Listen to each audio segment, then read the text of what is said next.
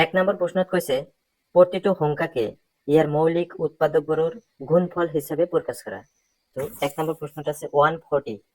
গতিকে 140 আমি মৌলিক উৎপাদকবোৰৰ গুণফল হিচাপে আমি প্ৰকাশ কৰিম, অৰ্থাৎ উৎপাদকবোৰ মৌলিক সংখ্যাত আহিব লাগিব। 140 আমি ভাগ কৰিম, প্ৰথমে কি সংখ্যাটি ভাগ যাব চাব লাগিব। যেহেতু শেষৰ অংকটো শূন্য হয়, গতিকে 2 দি যাব, 2 দি ডিভাইড কৰিলে 70 হ'ব।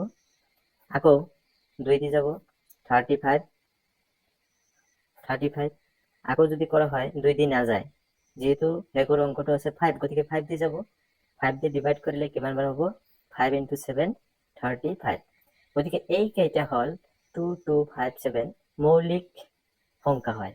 গতিকে আমাৰ প্ৰশ্নৰ মতে কি আছিল? মৌলিক উৎপাদকবোৰৰ গুণফল হিচাপে প্ৰকাশ কৰিব লাগে। 2 × 2 × 5 × 7 আছে।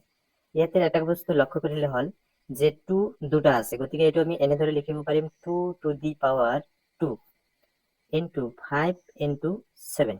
এইটো হৈ গ'ল। এতিয়া আমি 2 নম্বৰটো সলভ কৰিম। 2 নম্বৰটো কি হ'ল? 156 আছে, গতিকে লিখি ল'ম 156। এইটো যদি কৰা হয়, প্ৰথমে যেহেতু শেষৰ অংকটো জোড় সংখ্যা হয়, 2 দি ডিভাইড যাব, 2 দি ডিভাইড কৰিলে 15 ভিতৰত 2 দি ডিভাইড কৰিলে 7 বাৰ যাব। ইয়াতে বাকি থাকিব 1, আকৌ 16 হ'ল, 16ত 2 দি ডিভাইড কৰিলে 8। আকৌ জোড় সংখ্যা আছে শেষৰ অংকটো, গতিকে জোড় সংখ্যা দি যাব, অৰ্থাৎ 2 দি ডিভাইড কৰা যাব। গতিকে 2 দি ডিভাইড কৰিলে 6ৰ ভিতৰত 2 3 × 6 হয়, গতিকে 3 বাৰ গ'ল, থাকিল বাকি 1। 18 হ'ল, 2 9 × 18। এতিয়া 39 আছে, 39ক কি দি ডিভাইড কৰিব পাৰিম? নিশ্চয় 3 দি যাব, যেহেতু শেষৰ অংকটো 3 দি ডিভাইড যায়, আৰু এই দুটা অংক যদি যোগ কৰা হয় কিমান হয়? 3 আৰু 9 যোগ কৰিলে 12 হয়। 12ক যদি আমি 3 দি ডিভাইড কৰিব পাৰিম, 3 13 × 39। এইটো আমি এনেকৈ লিখিব পাৰিম 2 × 2 × 3 × 13। 2 আছে দুটা, গতিকে 2 স্কয়াৰ 3 × 39। 3 নম্বৰটো কৰিম। 3 নম্বৰত আছে 3 8 2 5। ইয়াতে শেষৰ অংকটো 5 আছে, গতিকে 5 দি ডিভাইড যাব, গতিকে 5 দি ডিভাইড কৰিলে প্ৰথমে 38, 3ত নাযায়, গতিকে দুটা অংক লোৱা হৈছে 38। 38ৰ ভিতৰত 5 দি ডিভাইড কৰিলে 5 × 7 35 হ'ব, গতিকে নিশ্চয় যায়, গতিকে 7। ইয়াতে বাকি থাকিল 35 হ'ল, 3 বাকি থাকিল 32 হৈ গ'ল। 32 5 দি ডিভাইড কৰিলে 5 6 × 30, 5 6 × 30 হ'ল, 2 বাকি থাকিল 25। 25ৰ ভিতৰত 5, আকৌ 5 দি ডিভাইড যাব, গতিকে 5 দি ডিভাইড কৰিলে 7ক 1 থাকে 2, 2 26, 5 দি ডিভাইড কৰিলে 5 বাৰ যাব, বাকি থাকিব 1, 15 হ'ব। 15ৰ ভিতৰত 5 দি ডিভাইড কৰিলে 3 বাৰ। এতিয়া 3 দি ডিভাইড যাবনে নাই অংককেইটা যোগ কৰি চাম।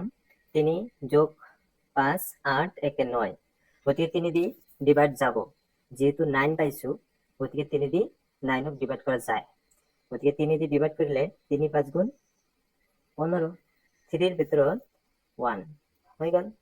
এতিয়া চাওক কিমান দি যায়। এতিয়া 51ক কিমান দি ডিভাইড কৰা যাব?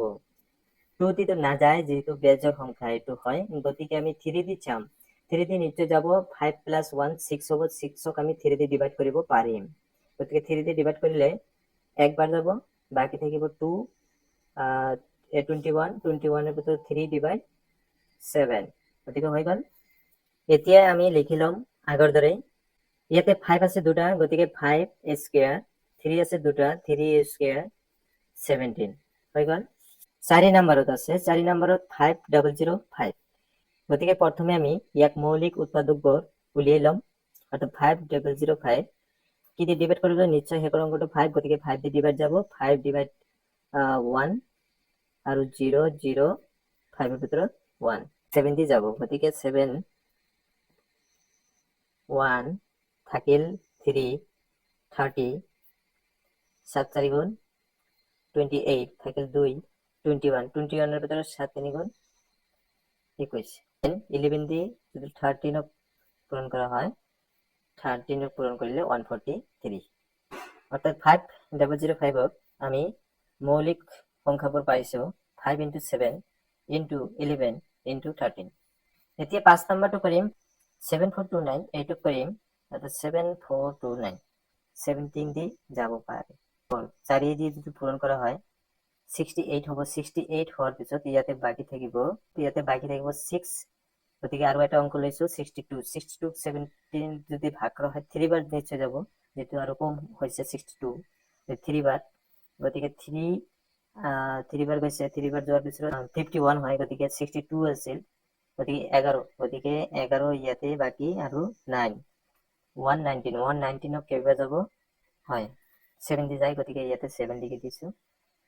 19 চাও 19 দি যাব, 19 দি ডিভাইড কৰিলে ইয়াতে 43 নিশ্চয় 2 বাৰ যাব, গতিকে 3 বাৰ। এইটোৱে পাইছো, অৰ্থাৎ 17 19 23 17 19 23